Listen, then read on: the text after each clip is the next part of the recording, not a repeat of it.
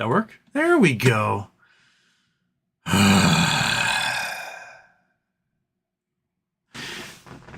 computer had to do a reboot. My mouse was like bouncing all over the screen. I couldn't figure out why. And then, of course, did the reboot. Therefore, remapped like all the ports that the stupid microphone is plugged into. So anyway, they were back. Yay! Okay. So, what was I saying? Oh, yeah. We are expecting a 10K tomorrow for Bed Bath & Beyond.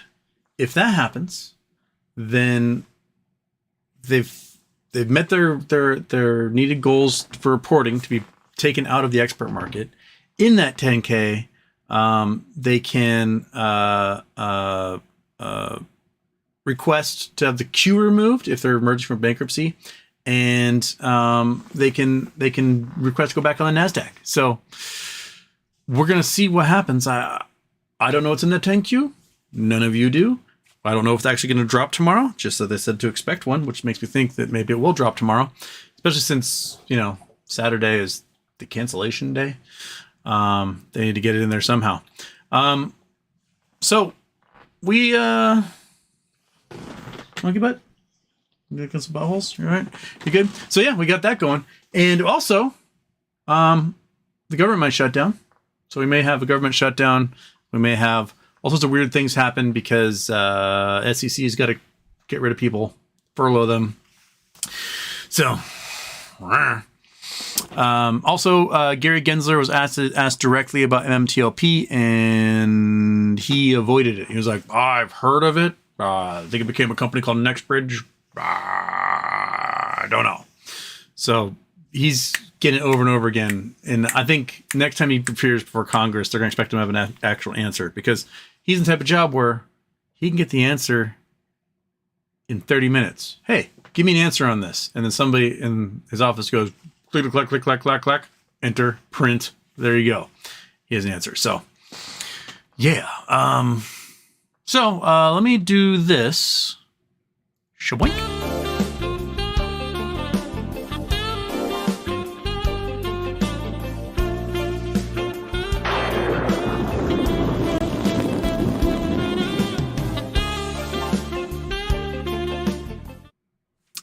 And now we've done that. Let me turn off the. Oh, I almost turned it off. Didn't remember.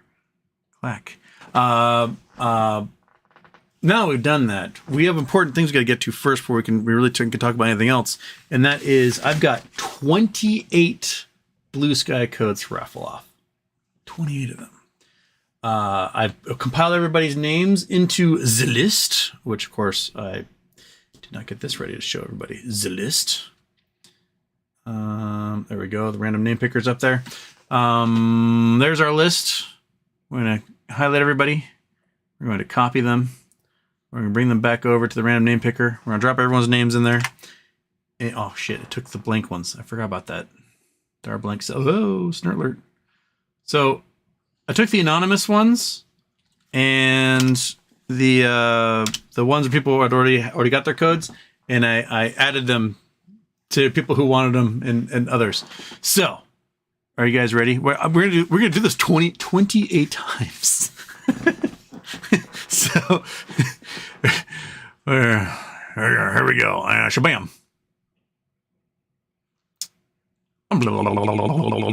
Bing, Daniel Batchelor. That's one of them. I'm gonna get you all on here one of these days. Bachelor. Congratulations. We're going to try this as quick as possible. So, celebrations. If your name ends up in these, contact me. DM me via Reddit if you can. John Castro's in here.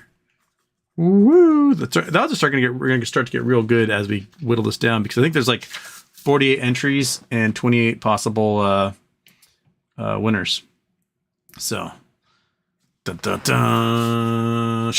Don Caesar Shadem's in here now. Don C's. Boom.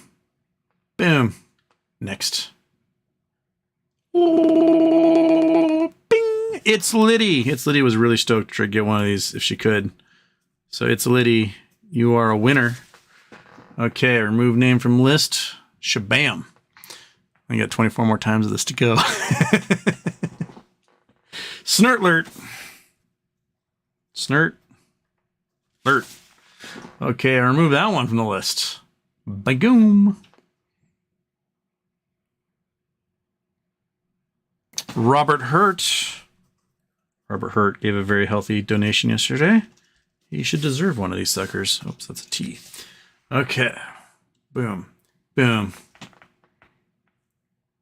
Oh yeah, I forgot to. That's 1, 2, 3, 4, 5, 6 of those. That's number 6. Okay. What? I don't see. Winner. Okay, let's do. Let's. Oh, wait. Let's go like that. Okay. Whoops. Wait a minute. Let's shabam. We will copy that. If I have to,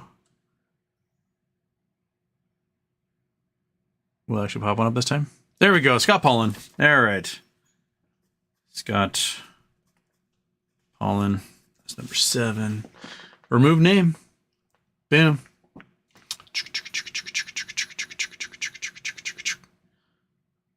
I did it again. What the heck? Had entries. Oh, it makes this blank one at the top. Why is it doing that? Why? Por qué?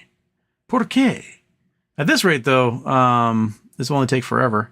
But by next show, we should be able to get like every single solitary viewer who wants one a BlueSky code. Walt, the man in the middle.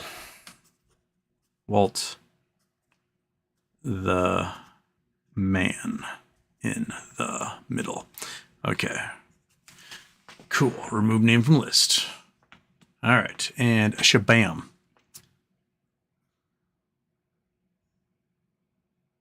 Artemis 112. Or to miss. Okay. Remove that name from the list. Click go.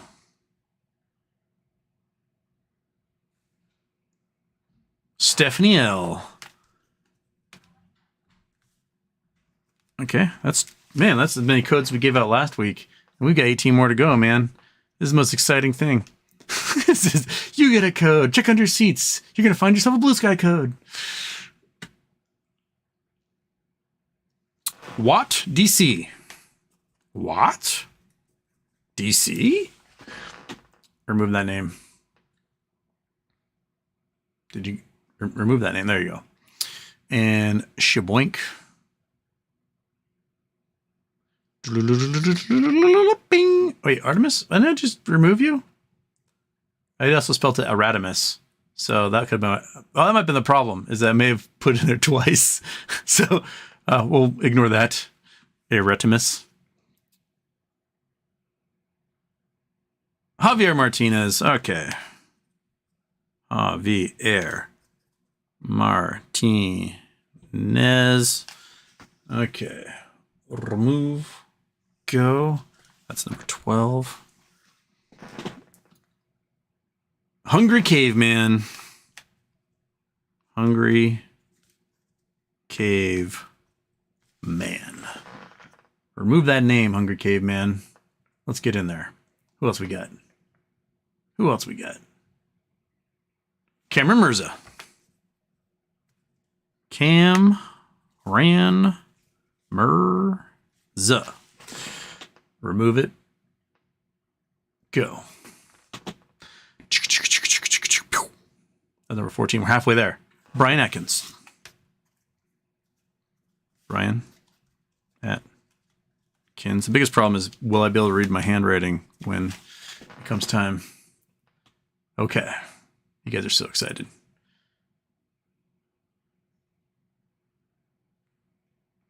Prawesh Dugal. Prawesh.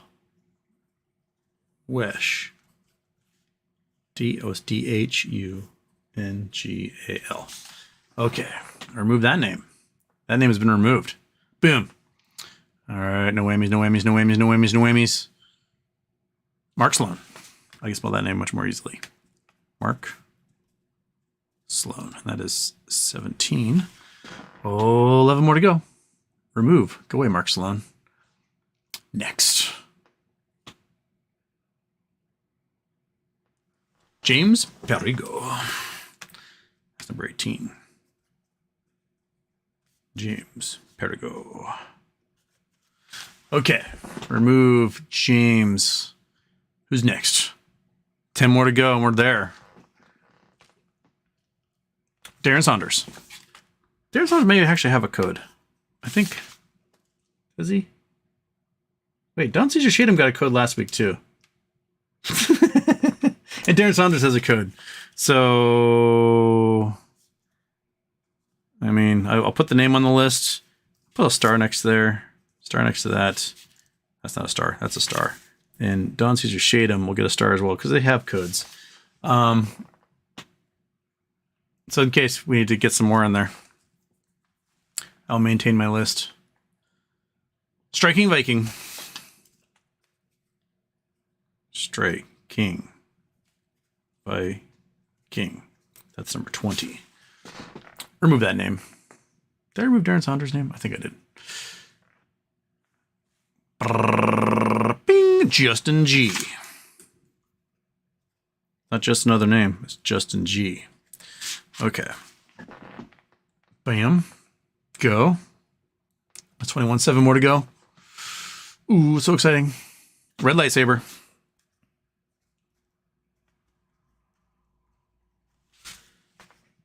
Remove that name. That's number 22. Kevin Rayonen. R-E-I. Joe Nin. That's number 23. Okay, 5 more. Looks like. Remove that name.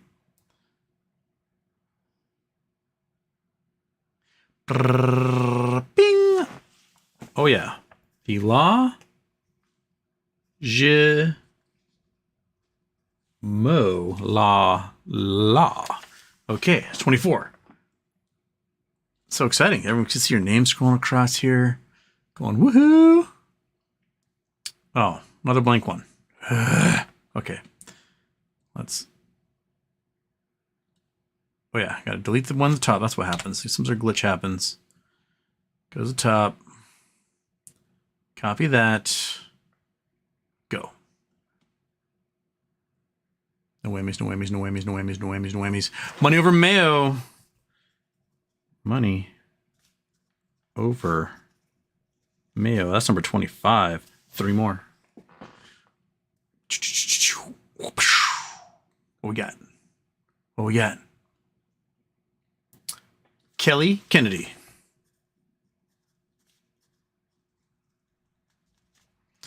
26. 2 more. Oh my gosh, who's it gonna be? Who's it gonna be? Go, go, go, go, go, go, go, go, go, go, go, go, go. B-O-F-H. B-O-F-H. Okay. The last one's coming. Last one's oh, Money over Mayo. Wait, I forgot. I got one last time. Abort. Oh, you did get one last time. Okay, so Money over Mayo, we can cross off of there. All right, Money over Mayo, not taking his. So, all right, so this will be 26, and this next one's 27. Person with no name, blank, blank. Person with no name. Okay, I don't know if you could be blank on that, but we'll give it a go. Now, a couple people have won. I know I've given codes to before, so they may say like, "No, I don't need one."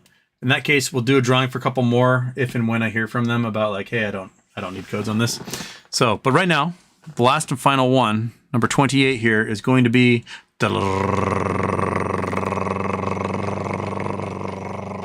bum Julio. I think it has one. But just in case he does not,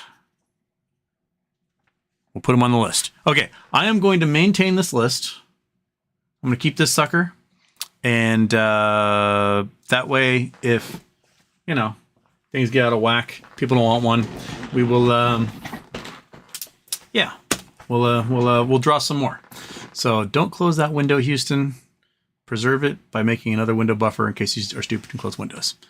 All right. So, oh shit, I turned off the daytime one.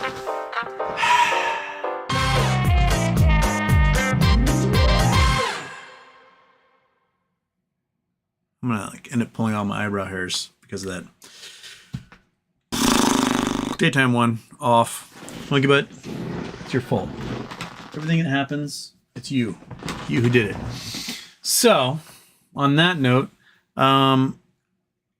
we touched on it briefly yesterday in the show. Someone brought up that Trump had a summary judgment against him in New York court. Basically, what they found was that he had committed fraud. That what he was doing was he was like adding square footage to homes on paper to make them look like they were bigger and more valuable than they were when he was applying for loans and things. And they concluded essentially that he had committed about $250 million in fraud. As a result, a receiver is being appointed to basically liquidate the holdings of the Trump family in New York State. And he is no longer allowed to do business of any kind in New York. He has lost the right to a business license in New York. So this is part of the lawsuit that involves him laundering money for paying off Stormy Daniels and a couple other shady things. So yeah, Trump does not have a business license in New York. There's now going to be a court-appointed receiver to handle the Trump business affairs, and his money is mostly New York real estate as it is. So be curious to see where that goes. Are they going to liquidate fully? Are they going to put it into a different trust? I have no idea, but that's happening. Money Romeo, he was first. Yay. And Mario Valdez, Houston, why does Monkey Butt lay on a bed all the time?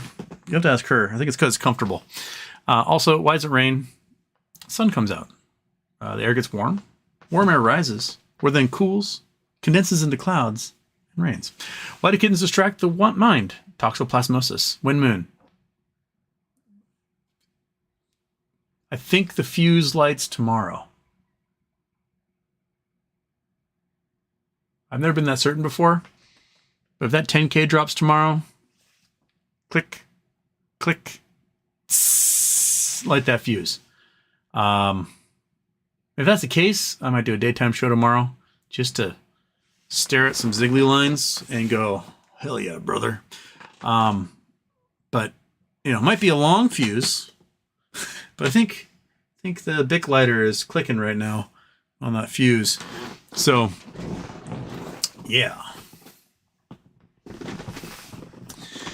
All right. J-Dog, go Mariners. Mariners were down last I looked. They're down like 4-zip, which sucks. Where are we? Oops. Mariners. Come on. Oh, it's 4-3 now. Hey. All right.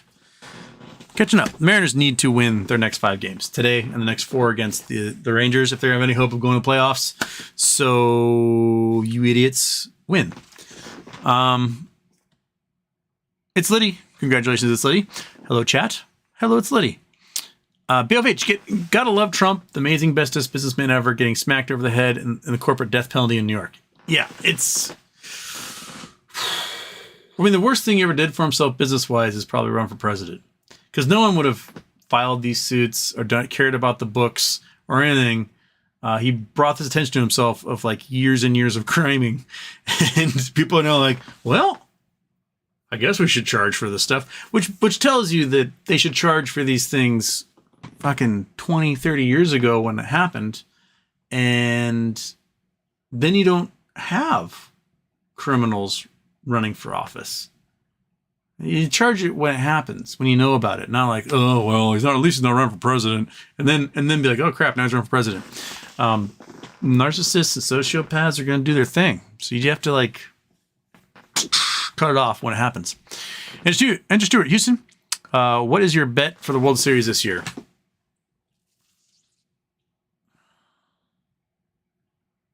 I think it's going to come down to who wins the National League Championship Series, Braves or Dodgers. Whoever comes out victorious in that's the World Series winner. And I think it's going to be a real, like, 7-game headbutt slugfest between the two of them. Dodgers got the pitching. Braves have the hitting. Mookie Betts, if Acuna hadn't been playing this year, Mookie Betts would be the MVP of the league.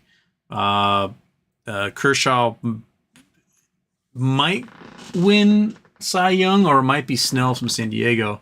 But the hitters in Georgia are just insane. So I don't think anyone from the American League can hold a candle to those two teams, personally. Tampa Bay is really good. Baltimore's really good.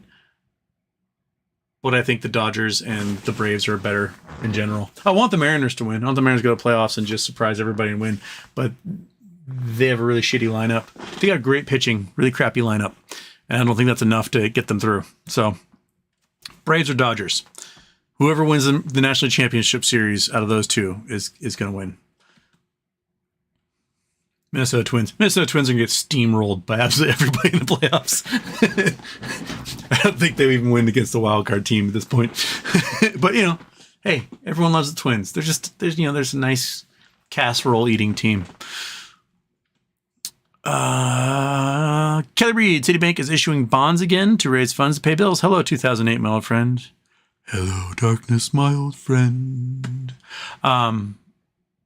Yeah, it's not good when your banks have to issue bonds to pay the depositors who are pulling money out because they don't have any more money. Scott Paul on beep, beep, beep. That's the sound of me backing up the truck earlier today to buy a GME at these attractive prices. Oh, a lot of stuff got hit hard today. A lot of things went. What I find interesting is like T2, TTOO. They announced that they can now have permission to sell their testing device to hospitals all over the place. And the stock went, yahoo, to like 40 something cents. And today got hit down to like 17.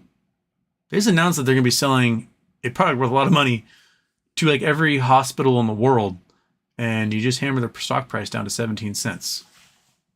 Well, I guess, something to load up on when the time comes. Scott Paulin, I saw it today too. The only people borrowing right now at these high rates are doing so because they must. Truer words have never been spoken right there. That is exactly what is happening. Like, you do not borrow at 8 to 19%, which is what some of these freaky deaky bonds are going for, unless you've got no other choice. It is like the death call of an animal in the wild. It's like the last sound, something creature makes while a cheetah is like crushing its throat. So yeah. Scott Paul in Houston, I hope your pops is okay. My dad's doing well. So last night he got rushed to the emergency room and he had some inside bleeding, and we were scared it might be cancer or something. They prepped him, and he had a surgery and a biopsy today. So we won't get the biopsy results for a couple weeks, but they say it doesn't look like cancerous stuff. So he's well. He just got home a little bit ago. He's probably sleeping his ass off. He was absolutely hilarious while high on anesthetic. He's such a jokester. Nurse like, do you know where you are, John? He's like, McDonald's. And then he was absolutely adamant that we contact the hospital administrator to tell them that they designed their ceiling wrong. He's a retired architect. No, it's wrong. It should not look like this. This was a really poorly designed ceiling. There's a new hospital. This is uncalled for. So he's doing well. We're just gonna hope that all the results and everything come out just fine. He's incredibly strong for being 87 years old. He works out constantly. The man can do 20, 30 pull-ups and a whole bunch of push-ups. So like, we're not worried about him ailing because he's weak. He's just, he is old and you don't like stuff bleeding. So, doing all right. He's doing all right. We're over that hump, and now he can like come down off of his high and sleep for a day or so, and then he'll be right as rain tomorrow. I'll go check him out tomorrow. Jason Cage 3, dude, you should be resting, brother. Don't overdo it tonight. You do another stream another night. That's okay. I'm good. I'm rested. I'm ready to go. We can, if I like peter out after an hour, but like, yeah, that's it for today. But I'm doing all right now. I'm doing okay. I'm full of sugar and caffeine. I'm awesome. Danny Motes, Houston, happy birthday. What do flat earthers have to fear? It's sphere itself. You have nothing to fear but sphere itself. Danny Motes, hope your family's doing well. We're doing well. Faster. Happy birthday, H. I need some advice. I'm being laid off, but given an end date of Thanksgiving, WFH? 90% of projects are being unwound. Great news. I found a new job that wants me to start in 2 weeks. Do I double dip? I mean, if you can get away with it, why not? What are they going to do? Fire you? Yeah.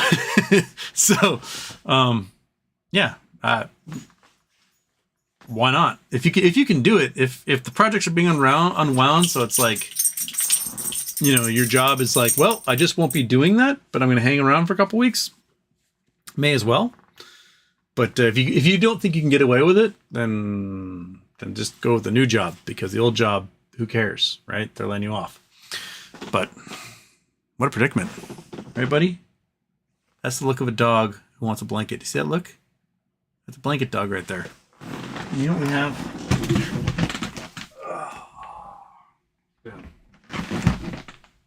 There, Emperor Palpatine. Doing Emperor Palpatine things. Yeah, look at your nose. Okay. Derek Kohorst, I'm in the Bahamas on a cruise, so if baby can wait till the first when I'm half more than half a bar of internet, that'd be great. When I have more than half a bar of internet. I don't know if they'll be able to wait for you necessarily. Well, I don't think like if they drop a 10K tomorrow saying, hey, things are gonna be awesome, notices will probably start going out like, hey, you got to close these positions or cover them or whatever. And that may take over the weekend. So you may have until Monday till stuff really starts to fly, if that's the case. And depending on how many shares are out there, you know, if the BBBY is restructuring and reemerging with the shareholder still having equity, I don't know what kind of volumes will have to be happening and how many days it will take them to cover. It might be 10 days or 2 weeks at current volumes in order to cover closed positions. So we may have some time of the price, you know, but where it will really come in is when the price gets to a point where automatic liquidations start happening, where it's like, wow, hedge fund, looks like you are not making good on your need to provide us with shares, so we're going to start liquidating your assets and forcing the purchase of this thing. That's when stuff will go nuts. And Jose Rosario, will there be an options chain when we squeeze? If they get reemitted back to the NASDAQ, yes. All the options, all the leaps for January 2024 and 2025, those will all still exist. So the options chain will come back on the market. And depending on how much volume is happening, new options may get just automatically written by the algorithms. So if you guys are purchasing them, like my ideal situation, right? The price goes to $1 kajillion, whatever the peak may be. I have no idea. It goes to enough where I'm like, wow, I just made a bunch of money. Sell, plunk, right? And if it happens to be they're back on the NASDAQ and the options chain back there, I will be requesting the highest possible puts I can, right? Let's say, this is completely fictitious. Let's say the price goes to GME levels at $480, right? And I manage to sell somewhere around there. Maybe it goes higher. I don't know. I can take that money and go, hey, I want to buy some puts at $300. I want to buy 50,000 of them, right?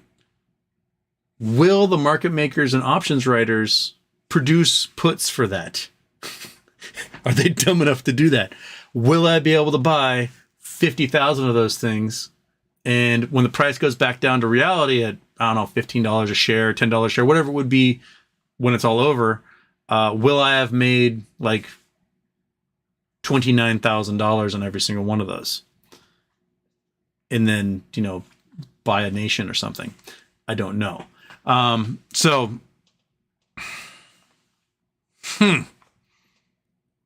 Indeed. Jose Rosario, how will government shutdown affect BBYQ? I don't know. I know they put out a press release today saying if you're going to be doing IPOs or issuing new shares, you may run into trouble. Swapping shares for another security, that might not fall under the SEC's purview in that case, because you might be under like the self-regulatory organizations, which are not funded by the government. So I don't know, honestly, because if they're swapping, if they're taking the current BBYQ shares, exchanging them for shares in a new company, whatever that may be. I don't know how much SEC approval you need for that, or if you just tell FINRA you're doing it, FINRA goes, all right. And then you just submit all the DTC and you're done. So it might be self-regulatory organizations doing that. And then when the government opens back up, then the SEC like hunts down everyone involved and, worries about that then. So those are good questions though, Jose. Very good questions. I do hope the options chain is back. Oh my God, we can make so much money riding that peak of a squeeze back down. Oh, man, just think of the possibilities. Wowee. If this thing squeezes and there's an options chain and I'm able to like capitalize on that, I am definitely, first thing I am doing, I'm not probably the first thing I'm doing. I'll probably like, I don't know, sleep on a beach for a little while. Let's say 6 months down the road, right? I've figured out how to get the taxes paid and set up foundations and whatever. The Honeypot Holdings Company is going to happen. It is exactly going to happen. I'm going to do the Honeypot Holding Company and I'm going to screw these guys over a second time. So if you ever see at all in the future a company called like Honeypot Holdings LLC, where I'm named as the CEO on the OTC, just know, get as many shares as you can at like 10,000th of a penny. Hey, Orange Cat, come and say hi. You want to come and say hi, bud? You want to say hi to Orange Cat, everybody? Come on. Come on. Orange Cat loves to just sit at the door and stare at me. But nope. She's just going to rub her face on the door jamb there. Yeah. Wait, did I miss another super chats from someone? I did. Oh, goodness. Bill Coin. Sorry about that. China real estate, 100% overbuilt. Population declining, about 30% of GDP. Manufacturing is 27% of GDP. Both are crashing. One more less. Yeah. China lost out a lot in manufacturing, mainly because people realized that this like supply on demand, ship on demand stuff we were doing was great during peacetime. But when shit gets wild during a pandemic, during war, whatever, there's a national security risk for these nations not to have manufacturing for certain products in their own country, or at least with nearby neighbors or allies. So a lot of manufacturing is leaving China. Like a lot of stuff that we built for real cheap in China, we're retooling outside of China and doing the production now. And the way that cat's staring at me like was really weird. Just come here. Quit staring at me like that. Just come over here, you weirdo. So it's, yeah. So there's going to be pullback from there, and then the cheap labor that China's been having for years, that's going to start to wane as the population gets smaller, because you'll need more workers. You'll need workers, but you'll have less of them to pick from, so you have to raise their wages, which is going to, as you pull China out of third world status. They're going to modernize. People are going to demand higher wages. They're going to want their kids to have a better life than they did, and so on. It's going to be real hard for them to keep that going. Ooh, another one here. Come on, click. Scott Lumley, Houston. If Bank of America, Citibank, and Wells Fargo go down, who's left to become the mega bank? Chase. Chase will be the bank of all banks. JP Morgan Chase. Who else is like those are the four biggest, right? Bank of America, Citi, Wells, Chase. But again, JP Morgan has so much liability with all the hedge funds under them. Man, it's probably going to come down to a lot of government printing in order to make sure that something survives this. I really can't imagine who's in a good spot. But, someone's going to get anointed. Like, you are the bank we're going to save. Here's all these customers and everything else, and now everyone's part of Megacorp. The smart thing to do then would be to take a giant hammer and shatter that entity into 1,000 pieces and spread it out amongst the country again. And have everybody start rebuilding over the next 50 years back into a Megacorp and then smash it into a million pieces and rebuild in that Megacorp. Nothing should be too big to fail. We need to make our banks more like a school of fish than like endangered species. The sharks of bad economy come through, they take a gobble, they only get a couple of them, and a whole bunch of the swarm just takes over again and moves on. But that's, yeah. Jose Rosario, I know why it rains, but why does it lightning? It lightnings because rubbing a balloon on the carpet. So basically, when you have there's a couple ways. When you have like really intense uplift of air, so you've sun's beating down, you have a lot of moisture in the air, and all that moisture just rises really quickly and you build giant thunderheads. As that air rises, it starts stripping molecules off the air.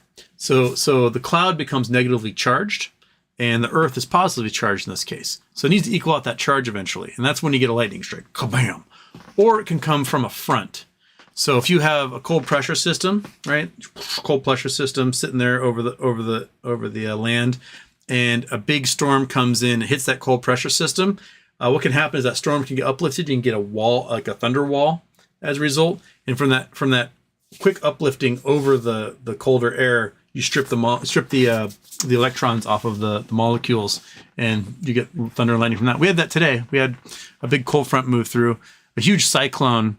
A post-tropical cyclone hit kind of Canada, Alaska-ish, and it had this giant front that came down the south, and we got more rain in the last 2 days than we've had since May.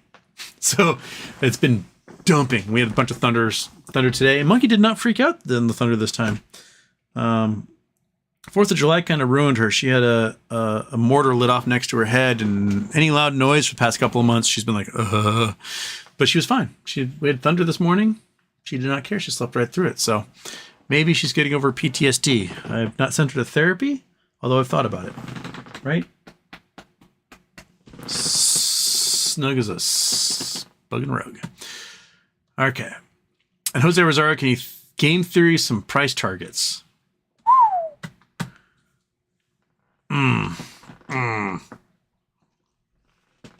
Well, let's just look at the volume today, because we had a 100% increase today in the price.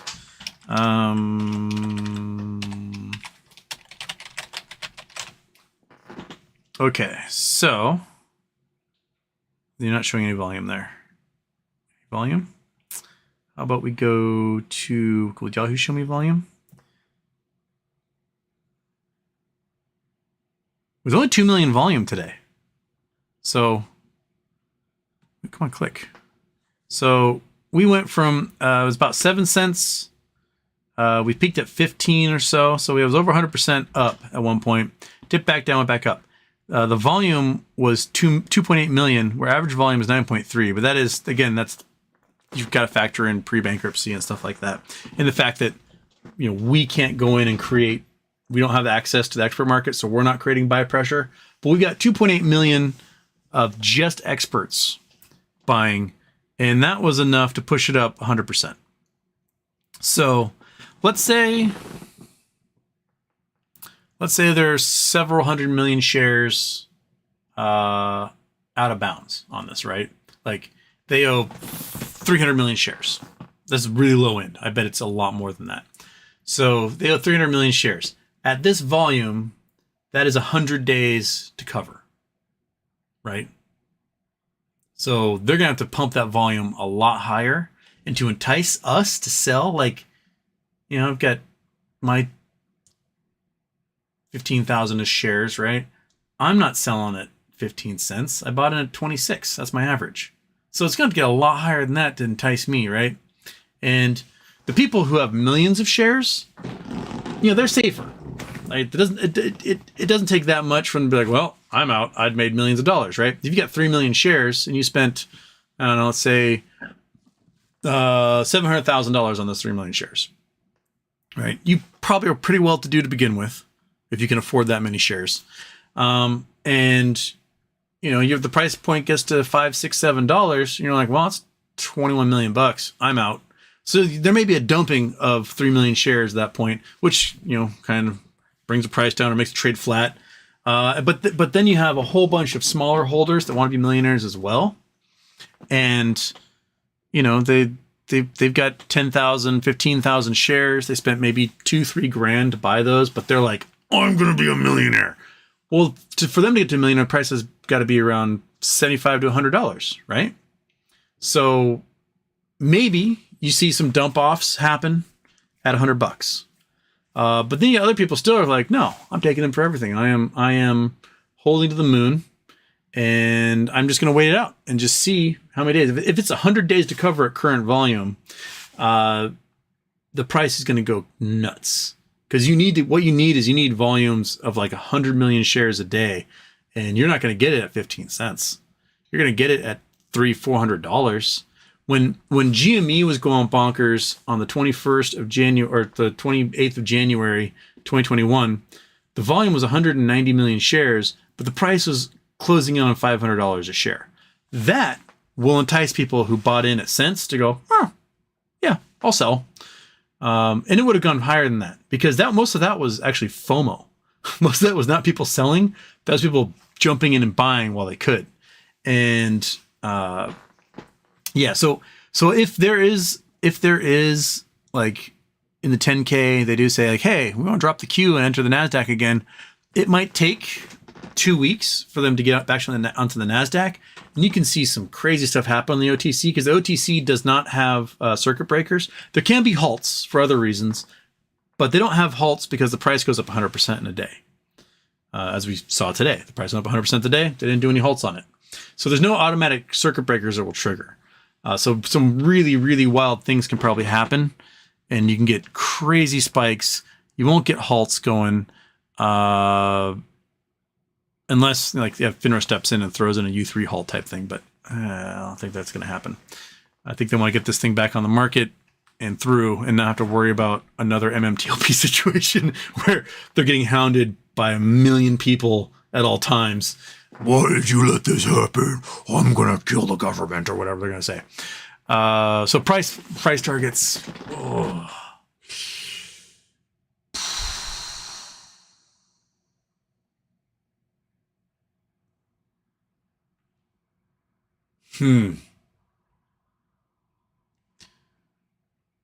If we're at 100 days to cover at current volume, they're going to up that to, let's say they get up to 50 million shares a day all of a sudden of trading, right?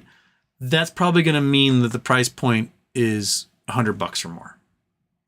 Because that's a way to get people who have, they got their 10, 15,000 to 50,000 shares, and now then they can be multimillionaires at above $100. They might be like, all right, well, I'll take what I can. But you'll still have a lot of people who are like, no, I'm holding until it's like hundreds or thousands of dollars a share.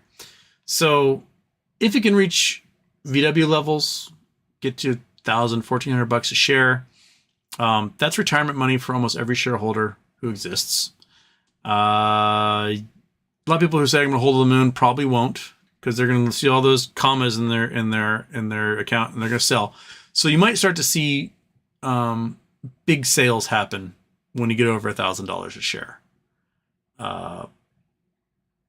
Now, other folks have said, no, it's going to be like the railroad squeezes turn of the century, and those went to $1,000 a share in 1903 or something, and that's equivalent of like $30,000 today. I would be incredible. I would love to have hundreds of millions of dollars in the bank, but I don't know if we quite have the diamond hand infinity pool folks on this in the same way that we do for GameStop. We're like, I'm never selling. Screw you. I'd be curious to see if that's the case. Granted, I would love $30,000 a share. Who wouldn't? But man, I don't know. I just don't know. I don't know. I'm trying to picture it in my head, and I have such a dearth of information because this thing is, all this stuff has been hidden behind, NDAs and stuff that's hidden off the docket. Like, stuff gets filed and is redacted, and I don't know. I don't know how many shares there are. I don't know how many shareholders there are. I don't know how many shares each shareholder has. All I can do is like make up a number and go, yeah, sure, that seems reasonable. But it all comes down to, I mean, the 10K could drop tomorrow, and they're like, here's a 10K. The creditors taking everything. Shareholders get nothing. Fuck you. And then that's it. And, well, then it's tax write-off time. The money I spent on my shares is tax write-off for 2023. And that's all there is. So I guess we're going to have to see what the 10K says.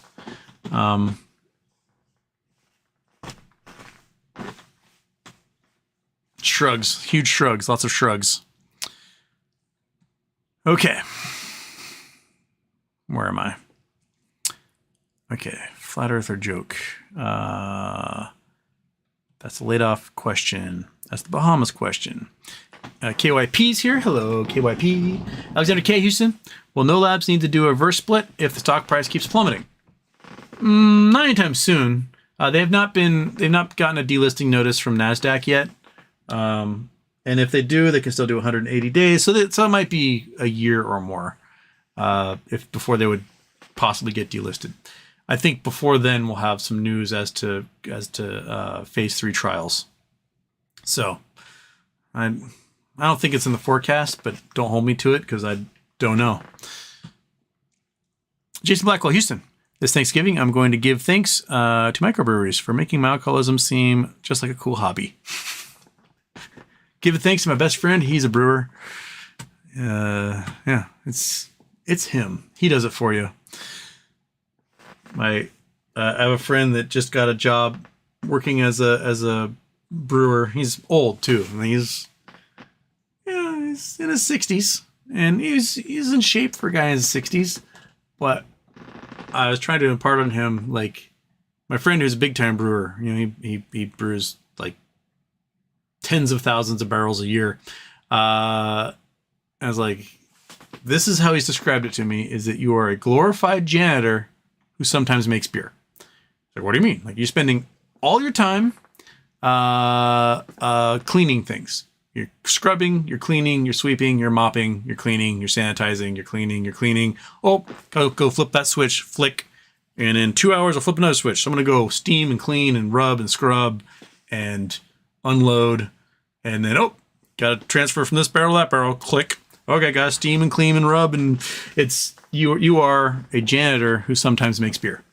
So, but you know what? People who work in breweries, every single one of them have cool hobbies. They all do cool shit. Like, hey, I was a professional skier. Hey, I'm an ice climber. Hey, I kayaked, Niagara Falls. They all do cool shit. So you got that going for them. Kim Fusting, Houston. I hope all is well with your dad. The more I read vicious insults to the BBYQ community, the more I think that we may be on the right track. Yes, there are a lot, and I mean a lot. If you go into a less moderated group like the BBBY subreddit, 70% of the posts are people bad-mouthing, thumbs downing, talking shit. That's a crazy number to have in a specialty stock subreddit. That's just a lot. That's very weird. So, when was the last time I saw that? 2021. Stephanie L. Congratulations, Stephanie L. I transferred some BBYQ shares to AST about 10 days ago. They are transferring them at 500 at a time. I think they are looking for real shares. That might be exactly what they're doing, is that they can't transfer anything over until they got a real one, and they got to like sort through everything got going there. That's a good sign. They should be able to, they should theoretically be able to just do it all at the same time, right? But they're not. Weird. I think everybody's buying on Moomoo right now is buying an IOU straight up, probably from Moomoo. Like, well, they're buying it. I might as well just sell it to them. I'm in China. I don't care. So that's probably what's happening.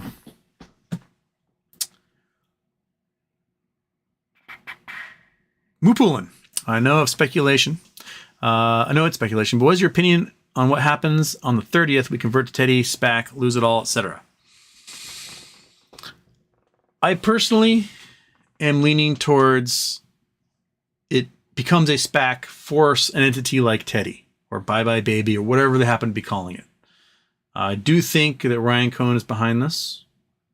I cannot prove it. I know he's listed as a creditor on multiple documents. I know that 6th Street is exactly who ICANN uses when he's done things like this in the past.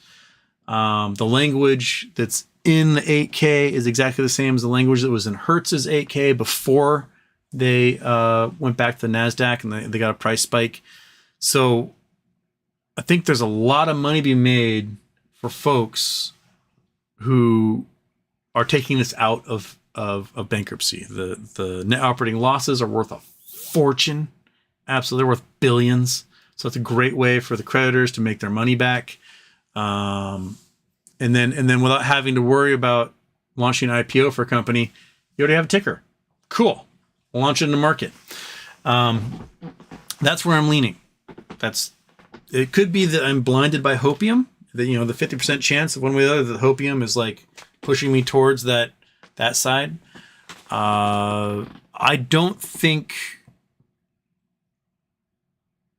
the folks who've been mentioned in this want to lose their legendary status as a result of not providing a win for the underdogs on this. I think they know they can make a fortune off of it. And I also think that they know they can seal like the love of the public in a way that has not happened for activist investors in the past. So that, you know, if you can make millions or billions and be a hero, you're going to take that.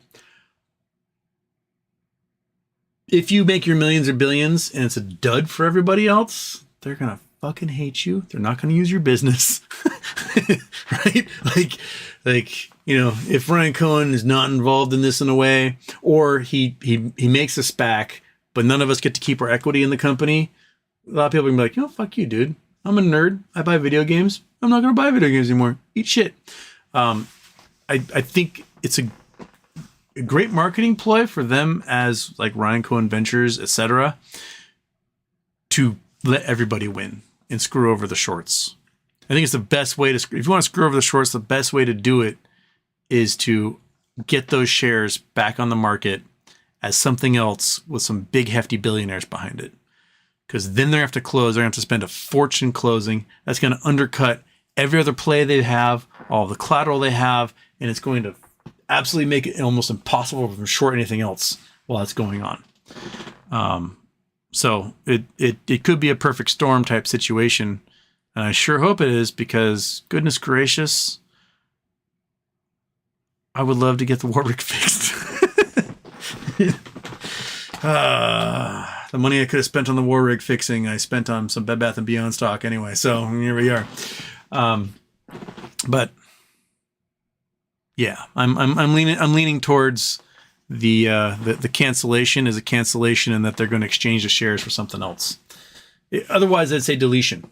Like, canceling is different than deletion. So they would have used that language. The lawyers would have been very specific about that language. If they had said the shares will be deleted on January or September 30th, then I'd be like, well, it's over. Might as well sell what you can. But they use the term canceled, not the term deleted. So we just sit and we have sleepless nights and we wait for something to drop on the docket and wiggle and squirm. and hope for the best. So, a lot of wiggling and squirming and hoping for awesome Christmas presents under the tree. We'll see if it happens.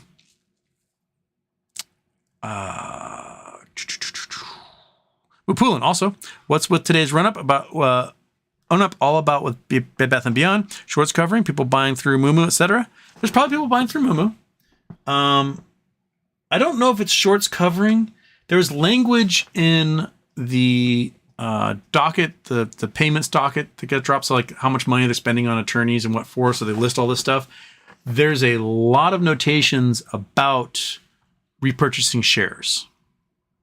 So does that mean that shares are being repurchased by Bed Bath & Beyond to give to the creditors? Maybe. They only have X number of shares available to give to them because I think there's 400 and something million that are out there, and they were given approval to sell another 300 million or so. So they have 300-ish million sitting in their corporate account that could be sold into the market. But if, say, the way the arrangement is for the creditors, and the way the laws are written for this, make it appear as though if the creditors get the company, they only get 50% equity in the company, and the shareholders get the other 50%. So if they have to make it 50-50, they're going to have to purchase up X number of shares to get that 300 million to, say, 360 million or so, in order for them to give those shares as equity to the creditors, so they have half the company. So it could be that could be happening because we don't have the power to buy it. Well, it's unless you're a Moomoo, but they're probably a criminal organization. They're Chinese. They don't care. So yeah, I'm very curious as to exactly what the volume was on this and what it meant. Because it wasn't a huge volume, 2.8 million, not that big. Man, yeah. A lot of questions, and we're gonna get a lot of answers here in the next few days. Jose Rosario, I think all these future SEC fines are CYA, cover your ass, for the storm that's about to hit the markets, and they want to say they did something. Thoughts? Yeah, I think it's really important to note that the SEC fines against Citadel were specifically for before 2021, right? Like, look at all this shit they did up till 2021. Oh, we got them for it. But they were still doing it from 2021, and it was some of the biggest crimes ever. So I think they're giving us notice that, like, yes, we're holding these guys accountable, but for the really big shit that's happened since 2021, they're not going to do anything about it until the entire system comes crashing down. And then they can like pick over the rubble and say, well, we were doing some of it. These guys got away with this stuff. And then in that postpartum, they'll start doing stuff for it. Jose Rosario, with MMTLP valued as 0, can a pullback affect it? I don't know. There was John Berta apparently was on a space call today, talking about how he and McCabe have not registered their shares at AST yet. They're waiting until too many shares are registered at AST, and then one of them will jump in and prove that there's too many shares in existence. I think that's kind of what they're implying. So they want people to jump in there, register their shares at AST, and then when one of the big holders who holds 100 million shares all of a sudden is like, all right, time for me to register, blah, blah, blah, then chill with the fan. I have no idea. I've not heard any report at all as to how many are registered.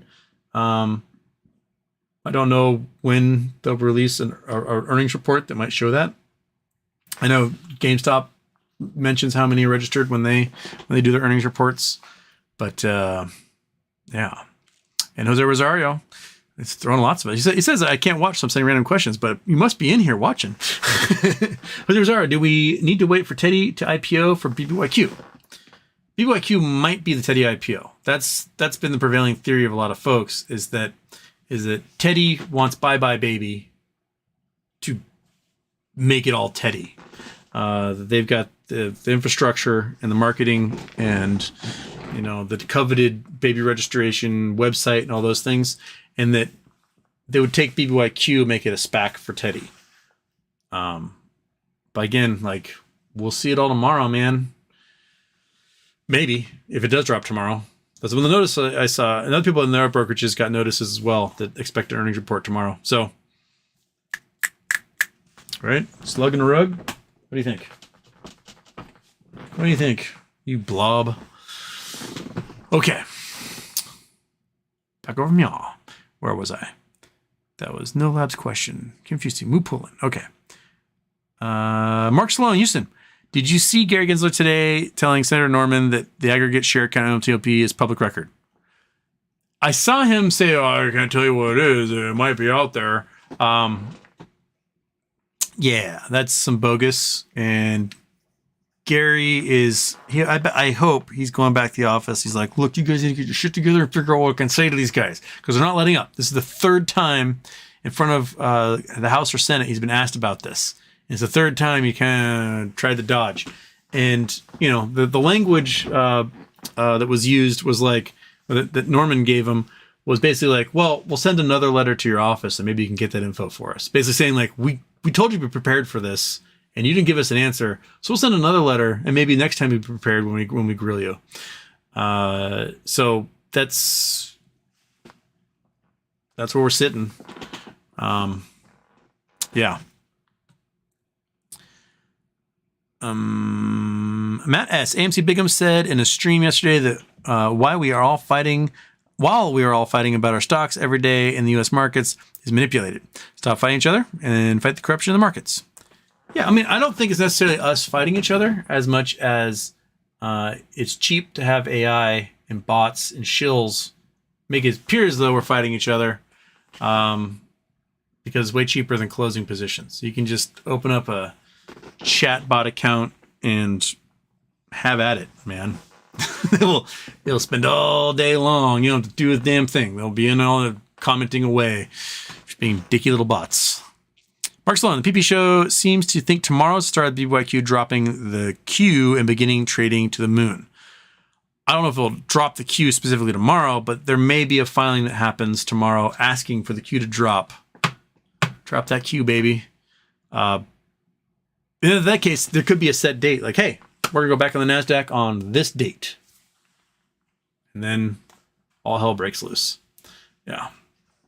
Michael Harrow, hope your dad gets better. Thank you. KYP, Houston, hope all's well with your dad. He's in good spirits, but then he's high out of his mind. So he's probably sleeping real hard right now. Mupulin, do you think they can take away the sell button once we get into the dollars? I know you don't like DRS. Is there any way, other way to protect ourselves, screenshots, etc.? Oh, definitely screenshot your positions. Definitely do that. It's never a bad idea to do. Screenshot your positions, screenshot when you do sell orders, etc. And if there's any confirmation numbers, your broker gives a confirmation number for those things, screenshot all that stuff. Keep those records.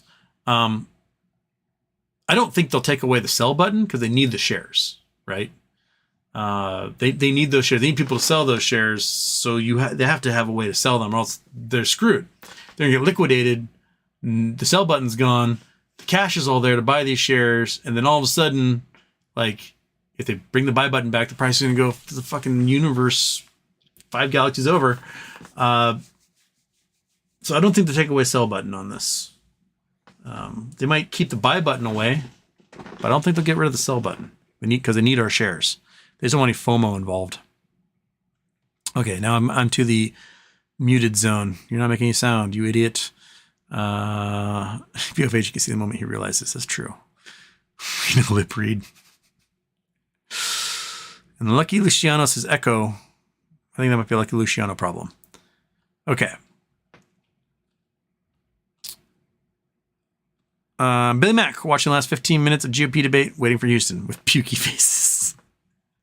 KYP says RC's involved. I'm convinced. I have the feeling. Just a small tinge of feeling that yes, he's involved.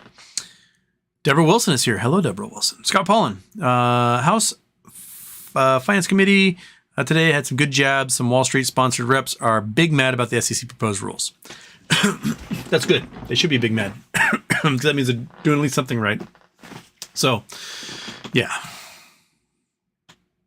I want the rules to be gnarlier, but I don't think we'll get gnarlier rules until the economy collapses. Sadly, and we talked about this before. Like, you don't want to put a bunch of rules and regulations on the economy while it's going gangbusters, but it's on the precipice of a collapse. Because when it does collapse, which it will ultimately do, you're going to get blamed for it, and then you just strip all those rules back out. So my guess is they're like, "Hey, we're going to propose these things, or some of them are a little tough." But the really big nasty ones, the stuff that might be like we're limiting payment for order flow or limiting high frequency trading, etc. Those things probably won't come in until everything's collapsed and they're like picking over the ruins. I thought of another way to kind of like you limit high frequency trading, but not saying so. You just put like a 1% transaction tax on every transaction, whether it's buy or sell from both sides. So if like I sell you a stock, I have a 1% transaction tax on that stock, and the buyer has a 1% transaction tax on that stock. So if you're going to do high frequency trading, you're going to pass 1 million shares back and forth. You're going to be paying a 1% 1 million times on that, right? So it's going to involve, you're going to have to like do larger sales less often in order to like avoid having to pay that tax over and over. I don't know. What do you guys think about that? Then you can make it all like go to schools or something. I don't know. Have a dedicated tax for that. Day traders would hate it for sure because, you know, guys that are trading on these tiniest little margins would hate having to like, okay, I'm up 3%, but I'm going to lose 2, so I'm only up 1. But it'd be a way to eliminate high frequency trading, that's for sure. Just wait until one of those algorithms goes nuts and high frequency trades like a gajillion shares, and all of a sudden this pays off the national debt. Yes, let's do that. Big Mac 8,000. Houston, if BBBY were to squeeze, what kind of prices would you think come up with? That's again, what indicators look for. If we had a clue as to how many naked shares there are and how many borrowed shares, we might have an idea of what kind of volume numbers we'd need to see. I would not doubt if this thing is short interest is over 100%. If it's over 100% with today's volume, it's about 30 days to cover. So, you know, let's say we get to the point where the volume has gone 700-800 million. Maybe the wind down will happen soon. Once you get 700 million shares have sold, that might be it. Again, I don't know how many naked shares there are. There could be 1 billion naked shares. And at current volume, that would take a year for them to close out everything. So,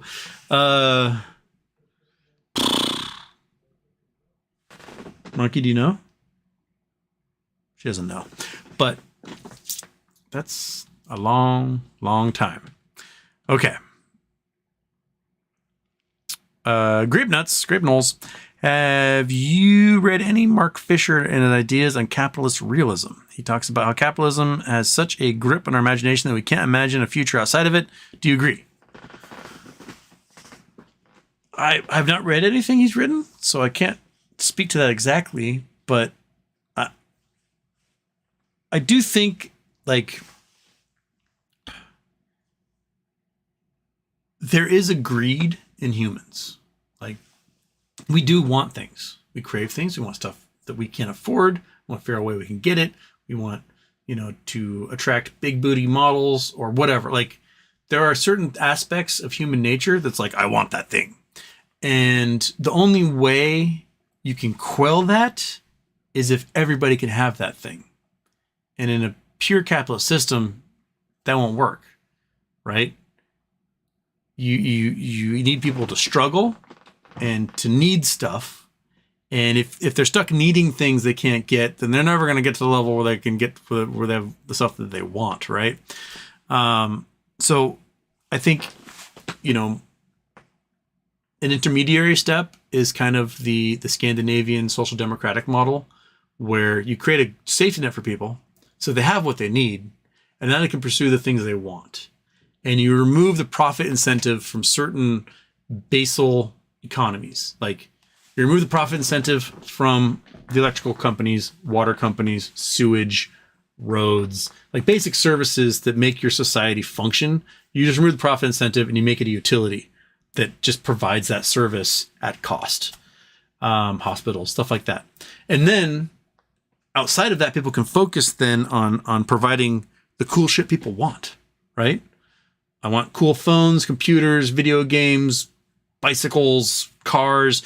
You can make that sort of a capitalist structure and provide folks what they need in there. Because I think the biggest problem with communist societies, like the ones that have come about and the ones that may exist in the future, is that they don't take into account that drive to want things and take into account people with cluster B personality disorders. So at least in a regulatory system, you have outlets for those cluster Bs, right? They're going to be shitty. They're going to be your Ken Griffins who, do crime and beat their wives with bedposts. But they're still managed within the system, and they're not all of a sudden, high leader, Secretary General of the Communist Party, right? The other problem with the way communism has been implemented in the past is that communism has never been implemented in a first world modernized industrial nation.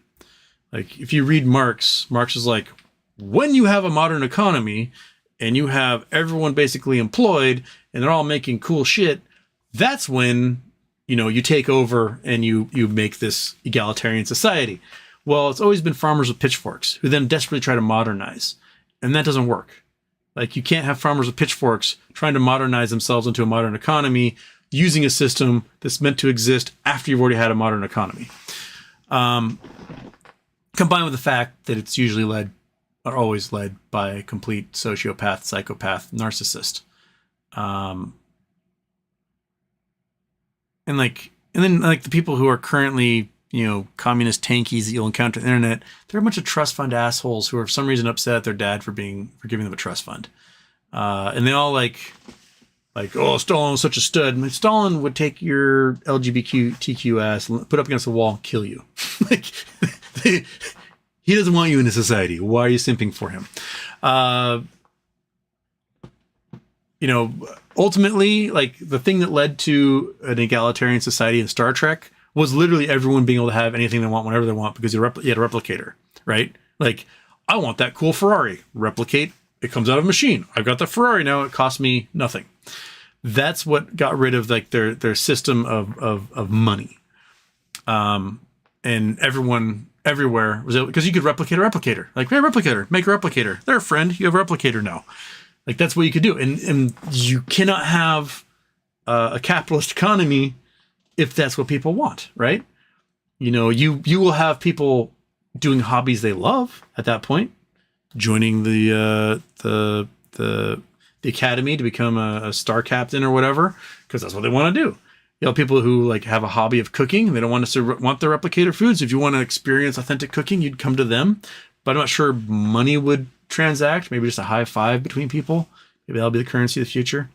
But I guess I'll have to read more about Mark Fisher, his ideas.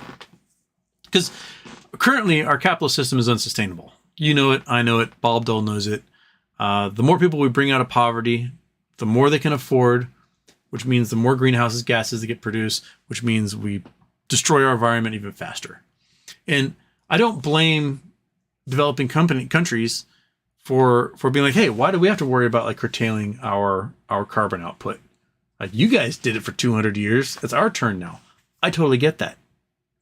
I would want to have everything that I have if I were born in some poor, former colony that's been absolutely just raped by the Europeans or whatever. I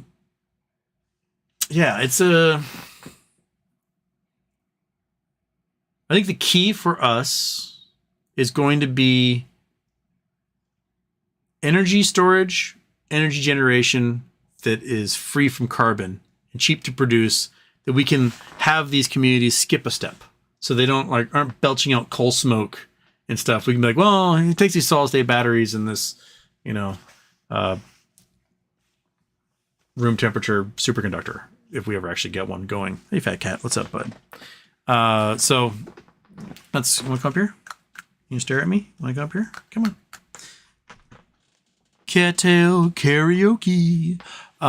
So we have, we got a lot to do, and I guess we gotta be ready to do it. Okay. Mike Barr, what's BlueSky? BlueSky is a Twitter alternative that's up and coming. It was originally funded by Jack What's-His-Butt, who was the founder of Twitter.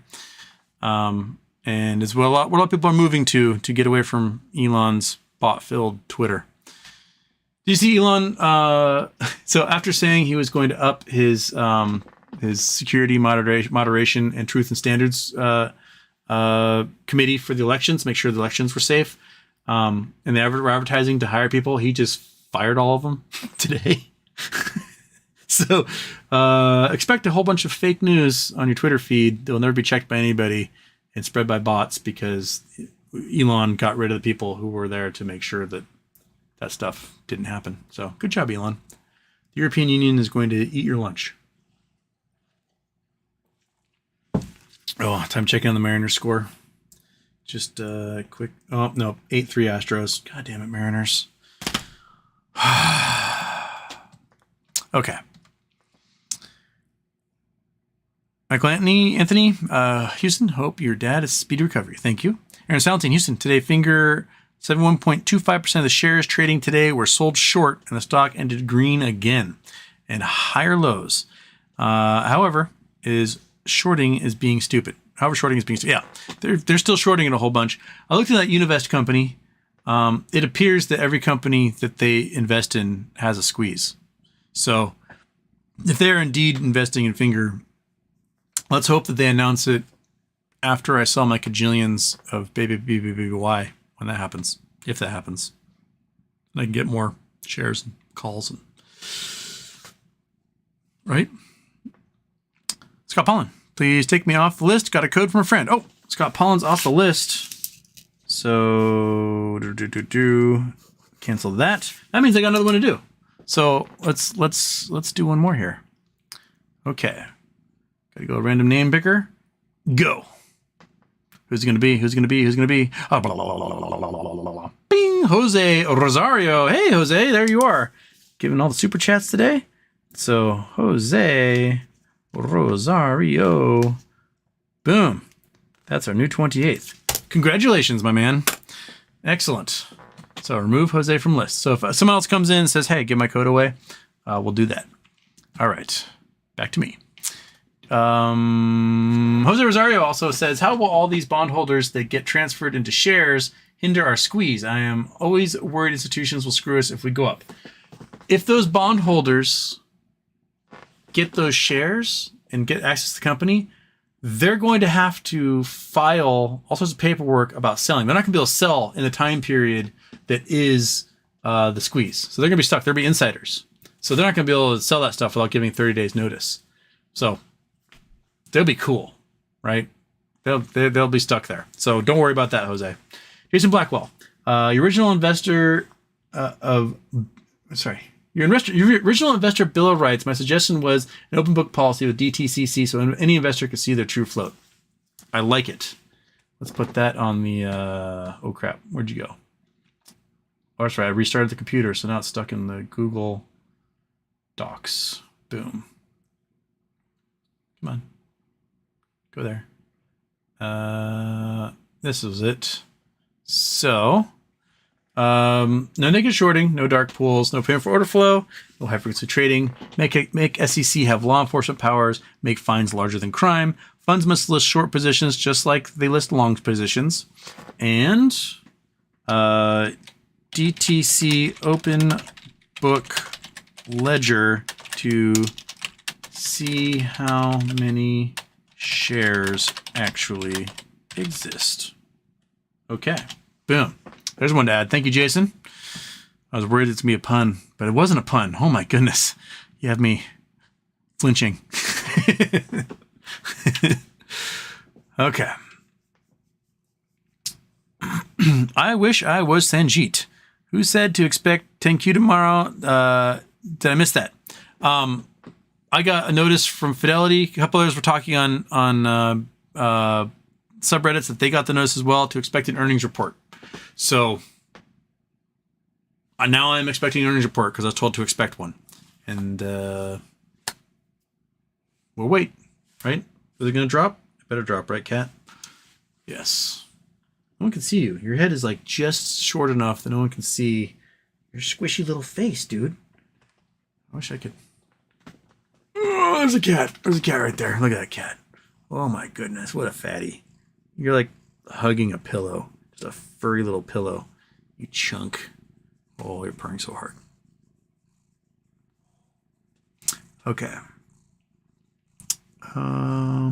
Jacqueline Owl Kazar Houston, when do we get the new intro? Oh crap, I forgot to download it. I'm thinking of it. Let's download it right now. Okay. I gotta go to he sent it to me on Reddit. And the link is in the messages. So I gotta go to chat. Boom. Google Drive. Okay. I want to download. And is it downloading? It's loading. Oh, we're going to put it into, all right, not that file. Let's go to the HWAP file. Boom. Open that. Save to there. Okay. Oh, it's downloaded already? That was quick. Okay, so that means I have to now go to add source, add media file. Okay, add source. We're gonna new source. We're gonna call it daytime intro 2. Cat, don't bite my finger when I do that. All right, add source. And then we got to browse. It's going to be that one. It's going to be that one. Ooh. Oh, there it goes.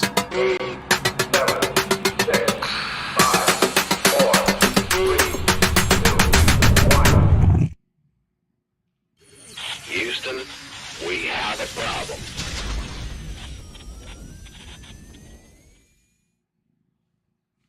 Oh, it's over. There it is. That was it. Just me loading it in here caused it to do all the things. Woo! There it was. Yeah. So we got another one. So now I've got 4 intros I can accidentally launch at any time. So, oops. Make sure that's off. That's off. Okay. We'll end our show with that one. Yes. They like that one, Kitty. Everyone's saying dope in the comments. Dope. Okay.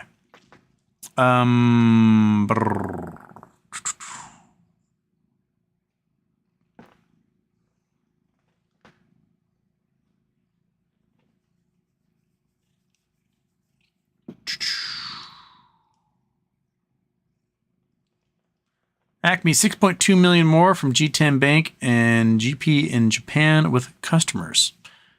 Interesting. I can't comment on that, but interesting. Pronto, everyone watching live should get one. You get a code. I wish I had enough. I bet by next show, I could send one to every single person who asks one. If you guys give me your codes, donate your codes back to me. You should have 2 or 3 codes by the next show, and that could mean like 60 codes, somewhere around there. That won't be so bad. Maybe more, right, Cat? We'll get everybody on there. We'll become a BlueSky centric community here. Pick money over Mayo. Pick Mayo over money. And then he gets it and he's like, oh yeah, I have one already, which is true because I see the list from last month on there and you're right there. So yeah. Scott Lumley, Houston, after MOAS, we have a big party for all of your green peeps. the green peeps will be behind the velvet rope. Everyone else will just be the masses on the dance floor. Yes, I thought about, the PP show did that thing. You donate $500, you get to meet Bill Pulte. I thought like it'd be awesome to do something where Monkey Butt and I drive to you and we have lunch. But it'd be for charity because I wouldn't need your $500. But like I would love to just travel the world just meeting all of you folks. I think that'd be fun. What do you think, Fat Cat? Do you think it'd be fun? Big old chunk. I don't think you'd go anywhere though, because I don't want to worry about you in a car for that long.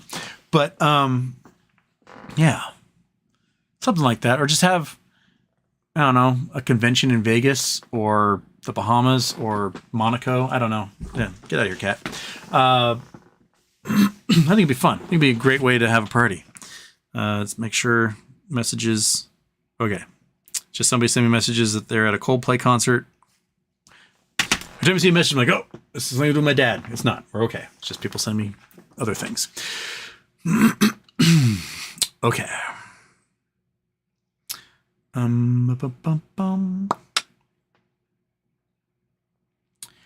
Andrew Stewart, Houston, are products made from wood more environmentally friendly than from plastic? Do we risk ever running out of wood? Well, wood's renewable. It just takes time to grow it. And you can make wood-like products out of things like bamboo, hemp board, stuff like that. Plastic is easy to make. It's cheap to make. It lasts forever.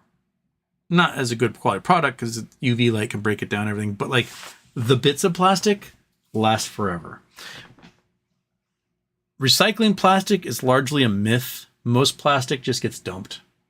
You say, oh, it's recyclable. It's not.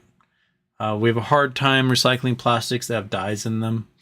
We have a hard time actually finding places to recycle that material. So it's not necessarily a renewable product. Sometimes plastics, you can recycle it, but not into the same type of plastic it was. You have to make it into a lower quality plastic. I think as far as plastic goes, the best method we should have for it is to limit how much we use. Basically use it for long-term products if we can, not for like, wrapping a cucumber at the grocery store. You don't need to wrap a fucking cucumber in plastic at the grocery store. You just buy the cucumber, put it in your bag, and go home with it. It has its own skin on it. It's fine. But like, stuff that lasts years, inside parts of a car, medical devices, stuff like that, and not treat it so much as a disposable product. Like you go back 40 years to the grocery store, there's just as much Coca-Cola and Sprite as there ever was, but they're all in glass bottles. We don't need to have plastic bottles for that stuff. We live just fine without having those as plastic bottles. We can do it with glass again. Cool. Steel, cans, whatever. Those are much easier to recycle and reuse. You can wash and reuse it. And for the rest of the plastics, gather up all that plastic in the ocean, scoop it all up, take all the stuff out of the dumps you have, and just recook it. Make a factory somewhere where you just dump all this plastic, mixed it all together. You just recook that shit, turn it back into a fuel or slurry, and pump it back into the earth, or burn it, or whatever. We could use some former open pit mine in West Virginia that is already an environmental disaster zone, and turn all our plastic back into a slurry there and pump it back in the earth. Monkey, what are you doing? What are you doing? Stealing your blanket. Get out. Okay. So, but yeah, we will only run out of wood if we cut all the trees down, don't plant any others. So, we just shouldn't do that. Just plant. What you cut down, you plant again.